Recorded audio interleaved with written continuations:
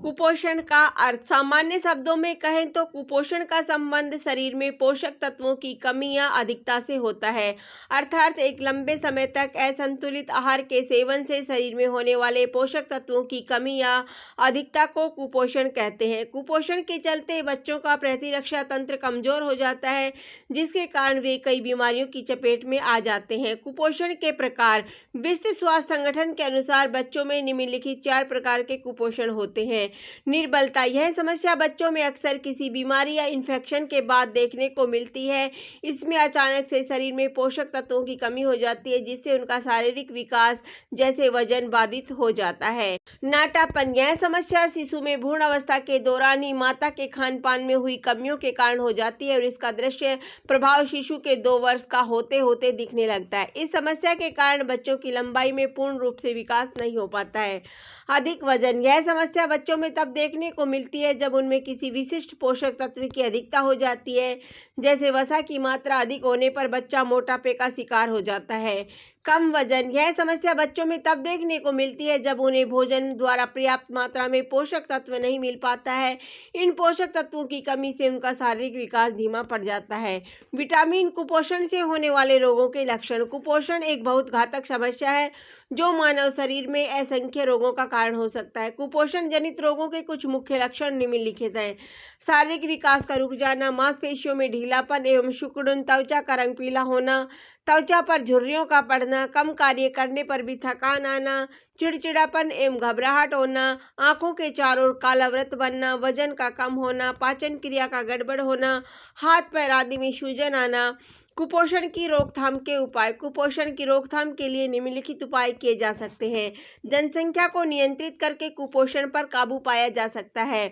Food fortification. इसके तहत अनेक पोषक तत्वों जैसे विटामिन, आयरन तथा जिंक आदि को सामान्य खाद्य पदार्थों में मिला के दिया जाता है। संतुलित आहार द्वारा 6 माह तक शिशु को मां का दूध पिलाना चाहिए। बाल विवाह पर रोक लगाकर। गरीबी कुपोषण का मुख्य कारण है, इसीलिए सरकार को चाहिए कि गरीबी उन्मूलन की दिशा में कुछ ठोस कदम उठाएं। लोगों में कुपोषण के प्रति जागरूकता लाकर कुपोषण संबंधित योजनाओं का सही क्रियान्वयन करके इत्यादि। भारत में कुपोषण की स्थिति। आंकड़े 2021। हाल ही में प्रकाशित अपनी एक रिपोर्ट में विश्व बैंक ने कहा था कि वर्ष 1990 से 2018 तक भारत में गरीबी से लड़ने में काफ़ी हद तक सफलता पाई है और देश की गरीबी दर में बहुत कमी आई है। गरीबी दर तकरीबन आधी रह गई है, किंतु कुपोषण और भूख की समस्या आज भी देश में बरकरार है। वर्ल्ड चिल्ड्रंस रिपोर्ट्स कहता है कि 5 वर्ष तक की आयु के प्रत्येक 3 बच्चों में एक बच्चा कुपोषण से ग्रसित है।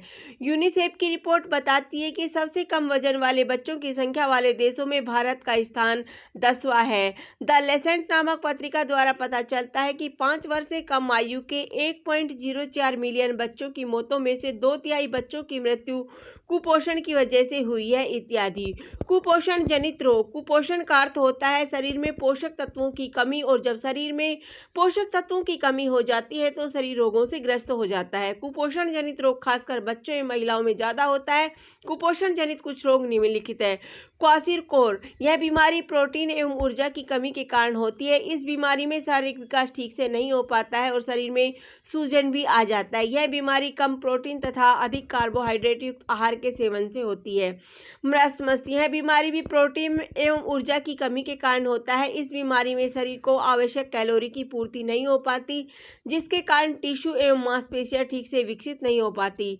माइक्रोन्यूट्रिएंट्स की कमी। Zinc, multivitamin, folic acid, vitamin A, copper, iron इत्यादि जरूरी पोषक तत्वों की कमी से बच्चे कुपोषण के शिकार हो जाते हैं। भारत में कुपोषण से निपटने की सरकारी पहल। कुपोषण से निपटने के लिए अनेक सरकारी योजनाएं बनाई गई है, जिनमें कुछ निम्न है। राष्ट्रीय पोषण नीति 1993। इस नीति को भारत सरकार ने 1993 में स्वीकार किया था। इसमें कुपोषण से लड़ने के लिए बहु सेक्टर संबंधी योजनाओं की सिफारिश की गई थी। मिड डे मील कार्यक्रम। इसकी शुरुआत वर्ष 1995 में केंद्र सरकार द्वारा की गई थी। तत्पश्चात वर्ष 2004 में इस योजना में व्यापक परिवर्तन करते हुए मेन्यू पर आधारित ताजा पका हुआ एवं गर्म भोजन देना प्रारंभ किया गया। भारतीय पोषण कृषि कोष। महिला और बाल विकास मंत्रालय द्वारा वर्ष 2019 में भारतीय पोषण कृषि कोष की नींव रखी गई थी। इसका उद्देश्य विविध कृषि जलवायु क्षेत्रों में बेहतर एवं विविध पोषक तत्वों से युक्त उत्पादन को प्रोत्साहित करना है। पोषण अभियान साल 2017 में महिला एवं बाल विकास मंत्रालय द्वारा पूरे देश में कुपोषण की समस्या को संबोधित करने तथा लोगों को जागरूक करने के लिए पोषण अभियान की शुरुआत की गई थी। इसका उद्देश्य महिलाओं, किशोरियों और छोटे बच्चों में कुपोषण तथा एनीमिया के निष्कर्ष। कुपोषण सिर्फ भारत का ही नहीं अपितु पूरे विश्व की अर्थव्यवस्था का जानी दुश्मन है, क्योंकि यह हमेशा मानव पूंजी पर निर्ममता से आक्रमण करके उसे तहस नहस करने की फिराक में रहता है और मानव पूंजी किसी भी देश की अर्थव्यवस्था की रीढ़ होती है। ऐसे में सभी देश अपनी अपनी अर्थव्यवस्था को सुधारने तथा अपने नागरिकों को बेहतर स्वास्थ्य प्रदान करने के उद्देश्य से कुपोषण से जंग लड़ रहे हैं।